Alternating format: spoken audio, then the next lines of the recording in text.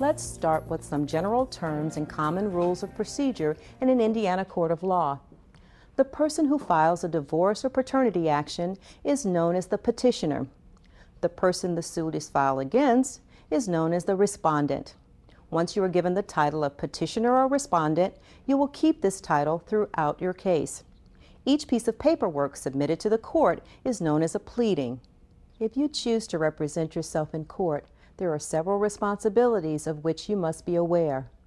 You must research the statutes, rules, procedures, and laws that pertain to your case.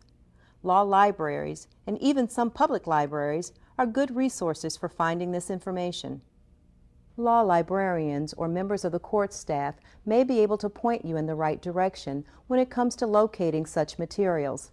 However, these people cannot in any way provide you with legal advice or help you fill out the paperwork that you will need to submit when processing your pleadings within the court system.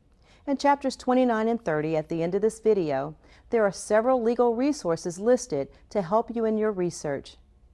As the petitioner, you must prepare all legal paperwork required to open a case. Both parties must provide copies of all court filings to the other party or to the attorney who represents the other party. You must meet all court requirements and deadlines for filing. When appropriate, you must present witnesses and evidence in your case.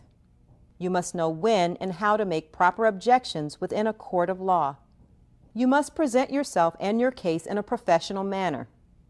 To file your case, you will need to take the originals and copies of your pleadings to the clerk of the court and ask them to file the paperwork. By calling the clerk's office before you file, you can find out how many copies you will need to supply the court and the other party.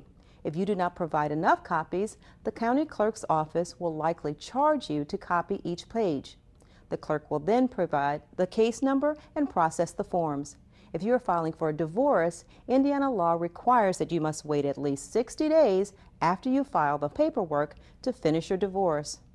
As you prepare your paperwork, remember that the county clerk, the librarian, or anyone on the court staff will not have fill-in-the-blank forms for you to use.